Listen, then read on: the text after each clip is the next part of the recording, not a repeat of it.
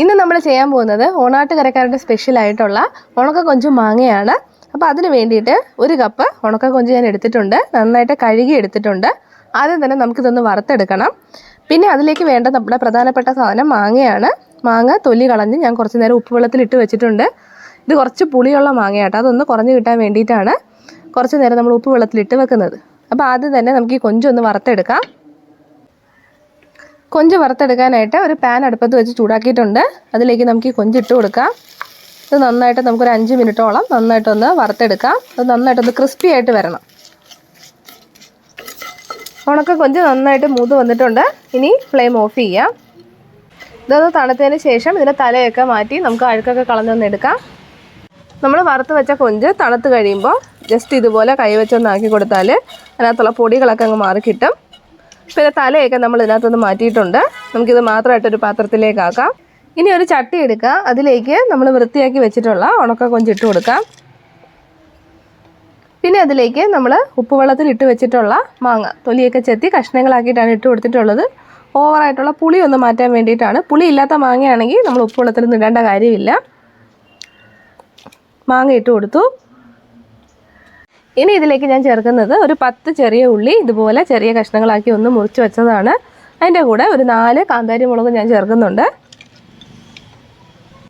ഇനി അതിലേക്ക് ഞാൻ ചേർക്കാൻ പോകുന്നത് ചിരകിയ തേങ്ങയാണ്.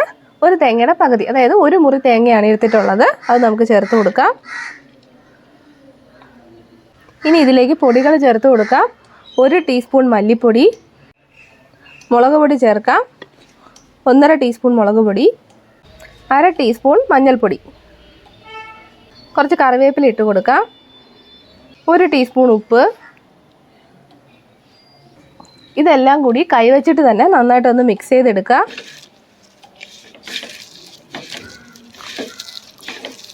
നന്നായിട്ട് മസാലയൊക്കെ ഒന്ന് പിടിക്കണം.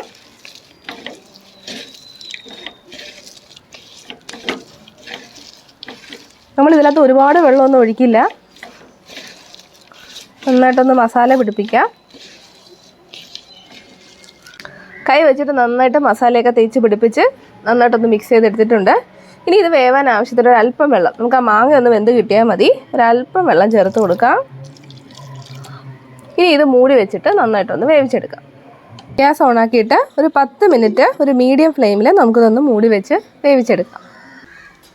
മൂടി വെച്ച് നമ്മൾ വേവിക്കാൻ തുടങ്ങിയിട്ട് 5 മിനിറ്റ് ആയിട്ടുണ്ട്. നമുക്കിതൊന്ന് തുറന്ന് കൊടുത്തിട്ട് ഒന്ന് മിക്സ് ചെയ്ത് കൊടുക്കാം. വെള്ളമൊക്കെ വറ്റി നന്നായിട്ട് വെന്തിട്ടുണ്ട്. ഈ സമയത്ത് നമുക്ക് ഉപ്പൊക്കെ റെഡിയാണോ എന്ന് നോക്കണം.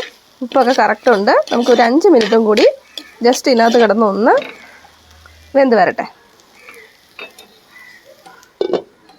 നമ്മൾ കുക്ക് ചെയ്താൽ തുടങ്ങിയിട്ട് 10 മിനിറ്റ് ലോ ഫ്ലെയിമിലാണ് കുക്ക് ചെയ്തത്. ആദ്യം കുറച്ച് നേരം മീഡിയം ഫ്ലെയിമിൽ ഇടണം, പിന്നെ ലോ ഫ്ലെയിമിൽ ഇട്ടിട്ട് നമുക്ക് മൂടി വെച്ചാൽ മതി. നമുക്കിനി ഫ്ലെയിം ഓഫ് ചെയ്യാം. നമുക്കൊന്ന് തുറന്ന് നോക്കാം. കണ്ടോ, നമ്മുടെ കൊഞ്ചും മാങ്ങയും തയ്യാറായിട്ടുണ്ട്. ഒട്ടും തന്നെ വെള്ളമില്ല. കണ്ടോ, നല്ല ഡ്രൈ ആയിട്ട് നമുക്ക് കിട്ടിയിട്ടുണ്ട്. ഫ്ലെയിം ഓഫ് ചെയ്തു. നമുക്കൊരല്പം വെളിച്ചെണ്ണ കൂടി മുകളിലേക്ക് ഒഴിച്ചു കൊടുക്കാം. വേണമെന്നില്ല, എന്നാലും അതും കൂടി ഒഴിച്ചു കൊടുത്താൽ ഒരു പ്രത്യേക ടേസ്റ്റാണ്.